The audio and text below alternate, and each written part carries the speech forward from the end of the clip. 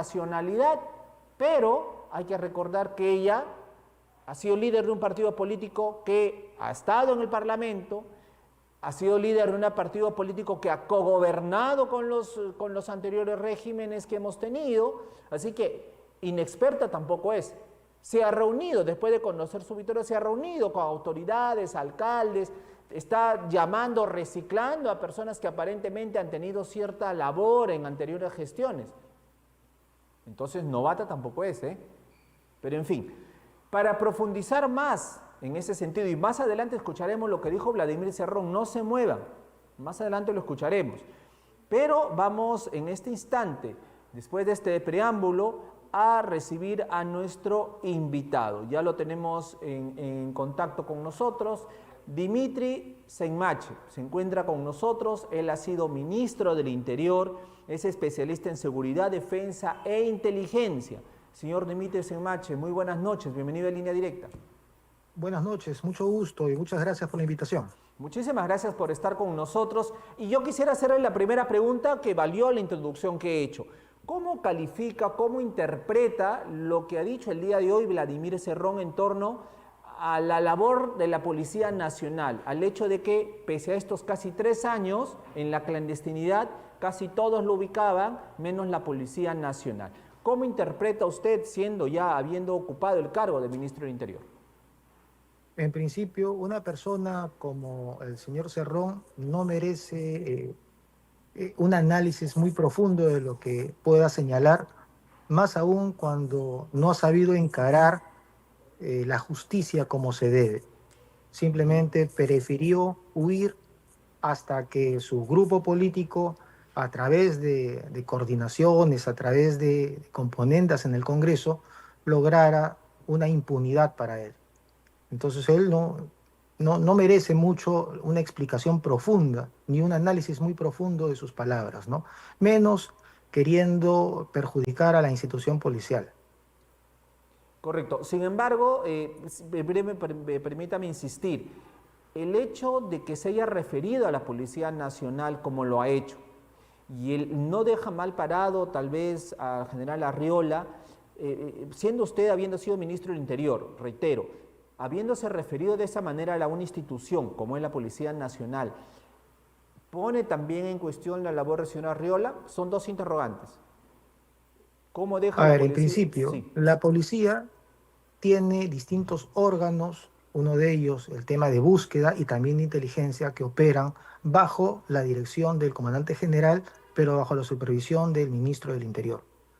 En este caso, esta persona, el señor Cerrón, no ha podido estar, eh, no ha habido, sin que no haya habido de alguna u otra manera alguna ayuda desde adentro. Y no digo desde el sector interior o desde la policía, quizás desde el poder mismo, desde el Congreso, desde el anterior Congreso, en el que su hermano era vicepresidente del Congreso, hay que Exacto, recordar. exacto. Entonces, yo no le daría tanto valor a sus palabras. Yo creo que él está tratando de ganar un espacio político que ya perdió, porque hay que recordar que en estas últimas elecciones desapareció Perú Libre, ¿no? Perfecto, señor Sanmache. Vamos ya a lo importante, a lo importante. He podido leer algún artículo que usted escribió y me pareció más que interesante por la manera tan didáctica y tan específica que usted lo hizo en torno a la lucha contra la criminalidad. Y usted lo tituló La estrategia de la anticipación, frente a la lucha contra la criminalidad. Es así como usted titula este artículo y luego lo vamos a ir desarrollando, pero usted ya está de alguna manera esbozando cuál debería ser la estrategia a seguir en el nuevo régimen. En realidad, no solamente es para este nuevo régimen, es para todo el Estado. Cuando estuve de ministro tratamos de implementar esto, pero obviamente la implementación requiere una espalda política, es decir, un respaldo político que no se tuvo. Tuvimos un Congreso obstruccionista, que eso está claro, que no dejó desde el primer momento operar ni trabajar. Lo que se necesita por parte del Estado es no tener un Estado, un gobierno que reaccione ante el delito, sino que anticipe ese delito, que implemente acciones que impidan que se le sea fácil a estas organizaciones o bandas criminales realizar o cometer sus delitos. Si no, vamos a estar simplemente reaccionando frente al sicario, frente a la extorsión, frente al robo, simplemente desarrollando actividades inconexas que no permiten lograr con éxito una lucha sostenida contra el delito y el crimen, ¿no? Correcto. Vamos esbozando ya de alguna manera algunos ítems que pueden ser elementales, pero que parece que las instituciones no lo han tomado en cuenta. Usted titula en una de sus propuestas o de este desarrollo de la idea, manifiesta el error de perseguir los delitos de manera aislada. Llámese extorsión, sicariato, hasta el robo agravado. O sea, cada uno de esos delitos se investiga de manera individual, aislada, ¿no? Pero... Y no solamente se investiga, sino que se acciona de manera inconexa. Exacto. Cada uno persigue el delito por separado, investiga por separado, y obviamente se van contra la persona que cometió el delito, pero no de la economía criminal que se está formando y que se está instalando en la base social del Estado. Correcto. Entonces, la propuesta de ustedes que todos esos delitos de alguna manera pues tienen un hilo conductor, ¿no? Y la idea es encontrar pues la punta y ir jalando y no centrarse en algo tan simple como, oye, te robó el celular así pues, pero la lógica es, ¿para qué te lo robas? Para ir a revenderlo y ese que lo revende, lo va a utilizar en una actividad delictiva y así vas hilvanando y uniendo eslabones. Exacto, lo que usted dice es justamente lo que se está tratando de proponer. Cada año, el último año, en el 2025, casi han sido denunciados 1,5 millones de celulares robados. ¿Usted se imagina 1,5 millones de celulares robados? No robaría una persona si no puede hacer uso de ese celular. No exista un mercado ilícito que permita la compra y venta de este tipo de móviles. Es decir, acá nos estamos dando cuenta de que hay todo un comercio ilegal, un mercado ilegal, no solamente de la venta del móvil. El móvil no solamente sirve como equipo, sirve principalmente como un aparato de información, porque contiene toda la información del usuario. A partir del robo de celulares se descarga la información para extorsionar, para intimidar, para negociar, para revender información y al final, cuando ya le han sacado todo el jugo del celular, el equipo mismo, que además va a ser revendido para utilizarse en la parte extorsiva.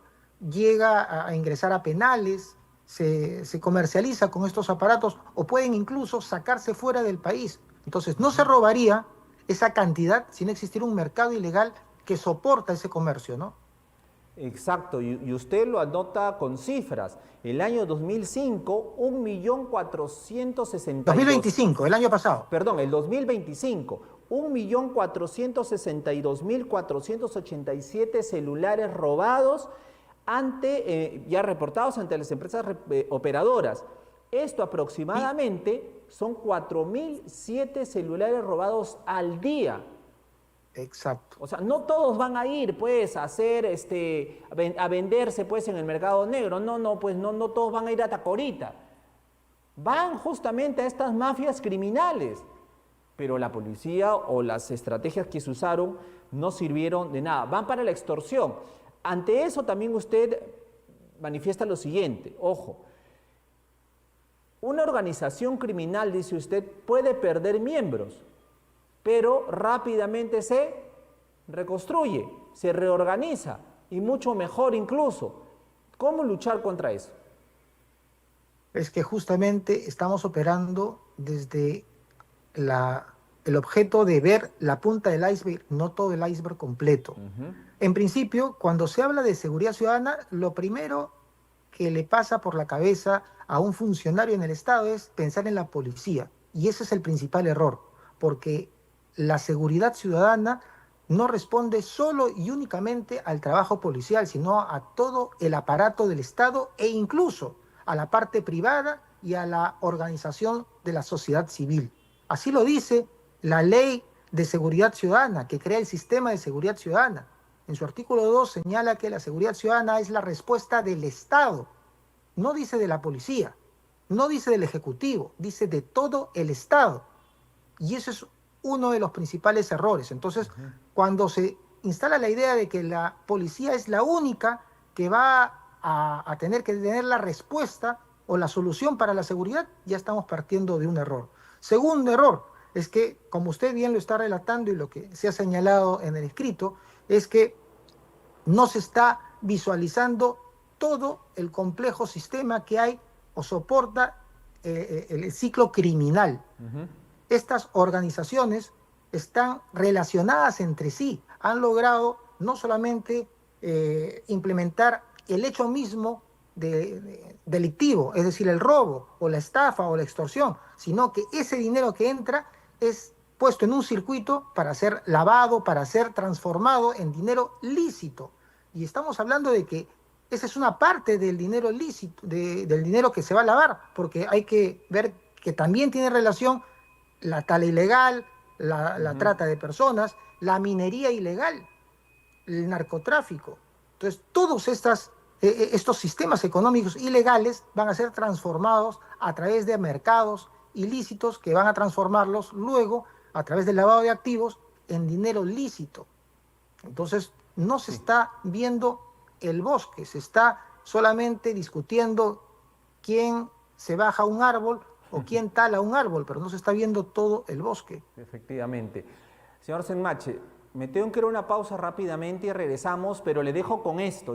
Esta conversación la tuve con personal de inteligencia en una reunión que tuvimos y en una conversación coloquial con algunos de estos agentes. Cuando consultábamos, ¿cómo enfrentar a estos criminales, a estas organizaciones, a estos extorsionadores? Y me quedé con una frase, y se la dejo para que luego me la responda. Uno de estos mandos de inteligencia me dijo, mira, es sencillo, al delincuente, al criminal, al extorsionador, al secuestrador, ¿no? A todos ellos se los derrota de dos maneras. Quitándole, me lo dejo así, aunque suene duro, golpeando a sus mujeres, deteniendo a sus mujeres y confiscándole su dinero. Tú golpeando esas dos cosas, derrotaste al delincuente. ¿Será así? Nos vamos a una pausa comercial, regresamos. Conversamos con el exministro Senmache respecto a estas propuestas que se dan para luchar contra la criminalidad. La libertad, Trujillo, lo sufrimos de cerca. Aquí está el centro de la criminalidad, del delito, del sicariato, de la sangre. Pausa, regresamos.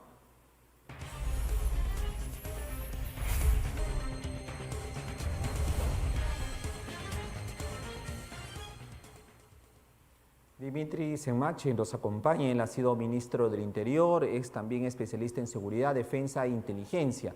Señor Dimitri, antes de irnos a la pausa, yo decía, y usted de alguna manera también lo desliza en su artículo, manifestando de que hay que perseguir el dinero, hay que perseguir la economía ilegal que se genera a raíz, pues, de todos los actos delictivos.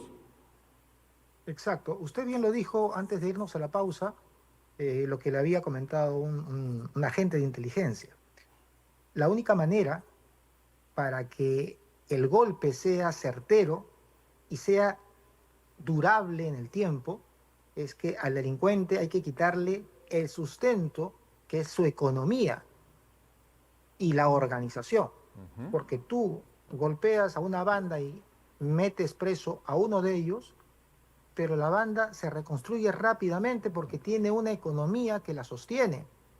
Entonces, no es una cuestión de ir contra el delincuente, sino que hay que ir contra la economía ilegal que lo sostiene. Por eso que la gente hablaba de la familia, porque obviamente cuando estamos hablando no de grandes mafias, sino de bandas criminales en distritos, esas bandas están relacionadas a su propia familia. La propia familia es la que lava su dinero, la que utiliza esa economía, la que compra propiedades, la que transfiere ese dinero a otras cuentas.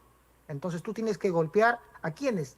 A esa economía que está sostenida muchas veces en el entorno más cercano del delincuente, su esposa, sus mujeres, sus padres, o sea, la relación que él tiene y además su economía, es decir, la pérdida de dominio, de ese dominio que él ha conseguido a través de sus actos ilícitos. Tienen casas, tienen propiedades, tienen dinero que finalmente, si él es detenido, va a pasar a otro para que lo sigan utilizando. Entonces lo que tiene que hacer el Estado es no solamente detener al delincuente, sino quitarle toda su infraestructura. Y eso implica golpear la economía de su familia, de su entorno y también sus dominios en el sentido de sus casas, sus vehículos, sus recursos, ¿no? Efectivamente, como usted bien lo dice y usted lo describe también de manera muy precisa aquí, un delincuente tiene dinero, proveedores, compradores, vehículos, comunicaciones, armas, inmuebles, bienes muebles, negocios de fachada, lava el dinero.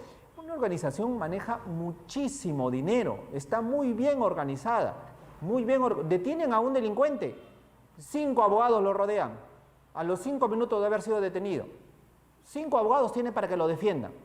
O sea, y tiene para sostenerse en el tiempo un montón. Pero por eso, hay que tener inteligencia. Y ahora yo me voy al tema del sicariato. Usted también lo señala. Cuando existen estos crímenes por encargo, capturan, si en mi caso capturan al sicario, porque muchas veces se van, pero ya, capturan al sicario, capturan al criminal, al asesino, lo capturan y es a él a quien investiga, y es a él a quien mandan a sentarse en el banquillo de los acusados, y es a él a quien, si es que se logra, meterlo en la cárcel. Y ahí terminó todo. Cuando el sicario, como usted bien lo señala, es el último eslabón de la cadena criminal. El sicario, podemos decirlo, es el tonto útil de toda la cadena. Usted pide no. Hay que comenzar si detienes al sicario, hay que comenzar a investigar todo. De tal manera que se llegue pues al cabecilla de todo esto, señor Dimitri. A ver, nosotros hemos pasado 20 años de violencia terrorista, Sendero, el MRTA. Si una de las cosas que hemos aprendido de esos 20 años es que la única forma que tuvo el Estado para enfrentar con éxito a esta organización criminal fue la inteligencia.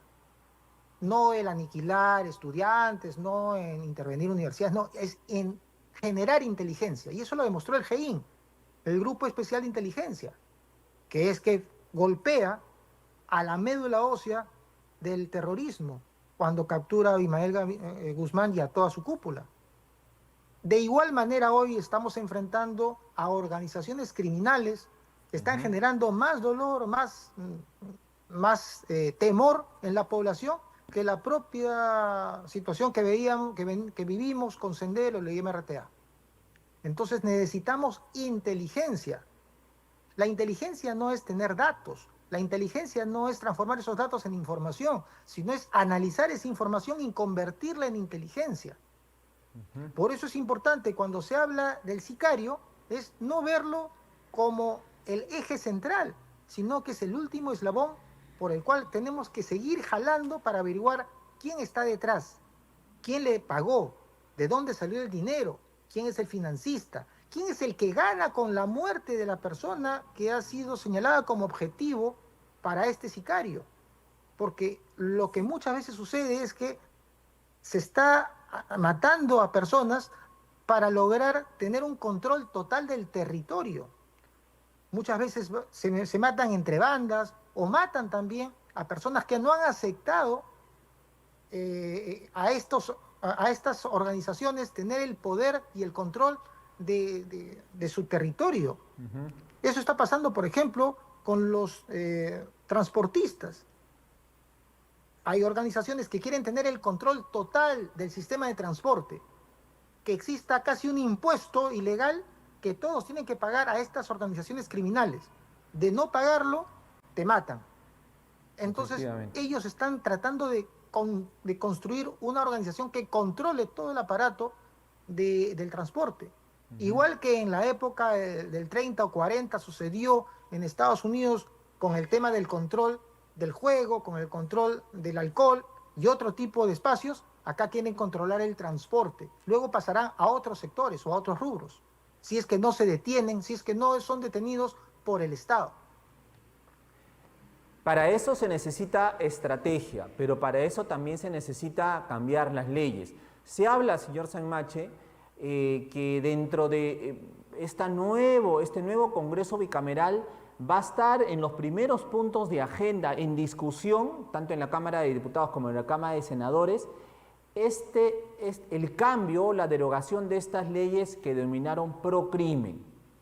¿Usted cree que es lo correcto, que sería volver a fortalecer la labor policial, o es simplemente ya perder el tiempo en torno a esto? No, no, para nada es perder el tiempo. Todo lo que estamos discutiendo descansa finalmente en posibilidad legal del Estado de hacer algo o no poderlo hacer. La policía no puede operar como le venga en gana. Las Fuerzas Armadas tampoco pueden operar a solo criterio de quien los dirige, sino que todo tiene que estar basado en reglamentos, en directivas, en normas, en leyes. Si la ley no permite algo, por más que yo quiera hacerlo, no lo puedo hacer. Por ejemplo, un ejemplo concreto, en el sistema penitenciario en nuestro país no se le puede exigir a ningún interno a trabajar. En otros países sí, interno que no trabaja, interno que no come. Pero en nuestro país el INPE no lo puede hacer, el Ministerio de Justicia no lo puede hacer. Tendría que haber un cambio de ley. Entonces tienes que entender que muchas de las cosas que se quieren o se necesitan hacer por parte del Estado tienen que descansar en normas, en leyes, en cambios. Y han habido cambios que más que fortalecer la lucha han debilitado, le han quitado herramientas a la investigación. Si al investigador se le recorta el tiempo, si a las organizaciones criminales no se le quita la pérdida de dominio, los vehículos, los terrenos, sus casas, lo que estamos haciendo es simplemente atacar la dermis, la epidermis, y no el verdadero problema, la verdadera infección. Entonces, ¿usted considera que debería derogarse estas leyes procrimen? Más que derogarse, es ponerse en discusión. Si hay una discusión que una ley está debilitando el sistema de justicia, que puede estar formado por la policía, por el Ministerio Público, por la Fiscalía, por el Ministerio de Justicia, por el sistema penitenciario, bueno, que se discuta. Para eso justamente ahora tenemos dos cámaras, para que los diputados puedan proponer sus normas y pueda ser discutido ampliamente y pasar ya al Senado para que exista una discusión de altura que permita no solamente profundizar el problema, sino encontrar cuál es la debilidad del sistema y fortalecerlo con una norma, no debilitarlo. Señor Saimache, ahora, este pedido de delegación de facultades, el gobierno de Keiko, es bien cierto, lleva 15, 16 días en el cargo. Escuchamos a la presidenta hablar muy firme, ¿no?, de que se va a luchar contra la delincuencia, pero todo va a depender de este pedido de facultades. Algunos ya han comenzado a criticar porque se filtraron algunas propuestas, pero lo cierto es que el pedido de facultades está demorando, ¿no? Y ahora, cuando entre a la Cámara de Diputados, ahí la va a tener difícil, y para esperar a la Cámara de Senadores va a pasar algunas semanas. Entonces, ¿cree que esto se tiene que acelerar más? O sea, ya que el gobierno tiene que sacar y mandarlo de frente allá al Congreso bicameral para que se discuta y no perder más tiempo, y también invocar a este Congreso, a este Parlamento bicameral, que acelere su aprobación. ¿Y qué debería tener en todo caso también este pedido de facultades? Bueno, el pedido de facultades es algo normal en todos los gobiernos que inician o que quieren tomar una decisión drástica sobre un tema en específico. En este caso, sí, como usted bien lo dice, se le pide a este nuevo gobierno que acelere este pedido de facultades, que rápidamente llegue este pedido al Congreso, porque ahora que hay dos cámaras, si antes demoraba X tiempo, ahora va a demorar X más la cámara adicional. Entonces va a haber un tiempo adicional de discusión. Puede demorar. Y mientras no se dé ese pedido de facultades, no se puede discutir lo que se está pidiendo, no se conoce lo que se está pidiendo. Entonces se le pediría al nuevo gobierno, al Ejecutivo, que rápidamente le haga llegar al Congreso para que comience a discutirse este tema en la Cámara de Diputados, para que luego pueda ser subido a la Cámara de Senadores. Es importante eso. Correcto, con esto termino. Una de las estrategias que quiere implementar el gobierno, y que más o menos ya es lo que sabemos en concreto, solamente falta ver la modalidad, la forma, en fin, es el hecho de sacar los militares a la calle, para que ayuden a la lucha contra la delincuencia. Subirlos a los buses o estar en los paraderos, no lo sé. En lo particular yo tengo ciertas observaciones en torno a ello. Bueno, será porque ya los demás gobiernos lo han querido hacer y nunca ocurrió nada.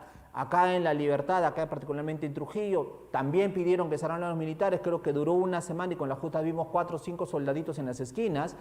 Entonces, ¿es una estrategia adecuada utilizar a las Fuerzas Armadas para la lucha contra la delincuencia, o es que tienen que ser utilizadas de otra manera, de tal forma que deje a los miembros de la policía más libres y en mayor cantidad para que puedan hacerles frente a estas organizaciones criminales? ¿Cuál es su análisis en torno a este tema?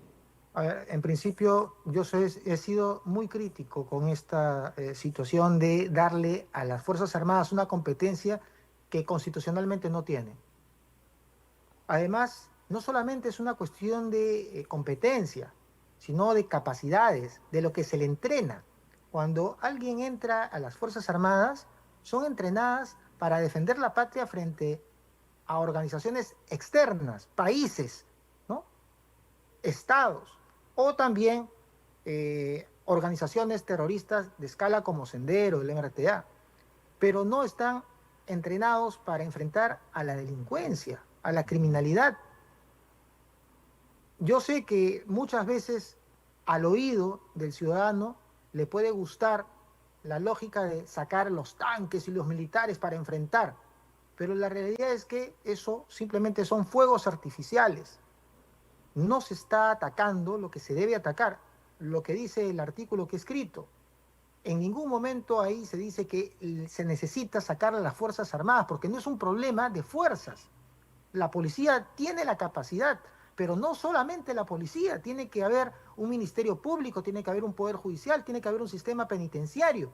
Si yo en este momento, policía, detengo a una persona, ¿no?, ¿cuánto va a necesitar el tiempo para que esa persona detenida pueda ser sentenciada? Quizás 1 año. ¿Y esto es? ¿Eso es lógico en un sistema que quiere enfrentar con éxito la criminalidad? Por supuesto que no. Entonces tenemos que recortar eso y no estar pensando en sacar tanques, militares. ¿Qué va a hacer un militar? A un militar lo entrenan para matar, no lo entrenan para detener. Entonces, ¿qué estamos pidiendo? ¿Que salgan los militares y que maten a diestra y siniestra? Si una persona está siendo atacada por 2 o 3 delincuentes, los militares, que no se mueven solos, sino se mueven en batallones de 5 o 7 personas, ¿qué van a hacer? ¿Disparar armas? Sus armas no son pistolas de calibre 38, sino son de alcance largo, de alcance mayor. ¿Qué van a hacer? Disparar a matar, y van a matar al delincuente, pero también a los peatones, a quienes estén cerca. O sea, no se está teniendo claro qué eso lo está pidiendo. Yo creo que más bien incluso los militares están en contra de esto, porque ellos mismos saben que se les está exponiendo a una situación difícil, que mañana más tarde, cuando suceda una intervención con militares y terminen 3, 4, 5 personas muertas que no sean delincuentes, ¿qué va a pasar? ¿Quién va a ir preso? ¿El que tomó la decisión que salgan, el que les pidió que salgan, o el militar? No, que va a tener y lo riesgoso, enfrentar señor un Senmache, proceso sería judicial de 10, 20, 30, 40 o 50 años. Si me permite, señor Senmache, el Estado acabaría, la responsabilidad del Estado, la labor del Estado acabaría si es que en el escenario que usted coloca, en un hecho delictivo, muera un militar. Ya con eso, la sociedad ya simplemente estaría ya en el peor escenario. O sea, en el peor escenario, que en un acto de intervención esté un militar y un delincuente mate a un soldado. Ya, ¿a quién recurrimos? ¿A quién llamamos? ¿A quién? ¿Al hombre araña? Ya que está la película. Porque el problema no es fuerza, el problema no es la fuerza, porque si no, entonces hay que comprar tanques, hay que comprar misiles contra la delincuencia. No, no es un problema de fuerzas, es un problema de inteligencia. El tablero de ajedrez se gana con estrategia, con inteligencia. Y la inteligencia no es intervenir teléfonos, no es chuponear, no es intervenir comunicaciones. La inteligencia es analizar la información que se tiene para, con un análisis prospectivo, con un análisis de visión de futuro, ponerse a pensar cuáles son los escenarios que pueden ser posibles que sucedan. Y de esos escenarios, ¿cuál es el que yo quisiera que se dé y cuál es el que no quisiera que se dé? Y el que yo quisiera tengo que hacer cosas para que se dé ese escenario, y el que no quisiera tengo que hacer cosas para impedir que ese escenario se dé. Esa es inteligencia. Y eso es lo que no se está dando. No hay una estrategia clara y mucho menos un liderazgo. Porque no es solamente tener una estrategia, es que esa estrategia tiene que ser liderada por alguien. Y ese alguien tiene que convencer a todos de que su liderazgo es positivo. No, el liderazgo no se impone. Sí. De una política reactiva, como usted lo llama, a una estrategia de anticipación. Usted lo concluye de la mejor manera. Señor Dimitri Semache, le agradezco muchísimo por estar esta noche con nosotros y habernos dado luces de cómo está el escenario y qué tendríamos que hacer. Le agradezco muchísimo. A usted, muchas gracias. Hasta otro momento. Y yo voy a terminar la entrevista con el señor Dimitri Semache también leyendo lo que él escribió. Decía, inteligencia para anticipar, investigación para desarticular, inteligencia financiera para cortar el dinero, control de mercados para impedir la receptación, inteligencia territorial para recuperar espacios, tecnología para conectar a todos y protección efectiva para incentivar la denuncia. Creo que en esos ítems resume lo que se tiene que hacer. Ahora se requiere simplemente, como dijo el señor Semache, el liderazgo para llevar adelante todo esto. Muchísimas gracias, señor Semache. Hasta otro momento. Nosotros nos tenemos que ir a una pausa comercial. Regresamos porque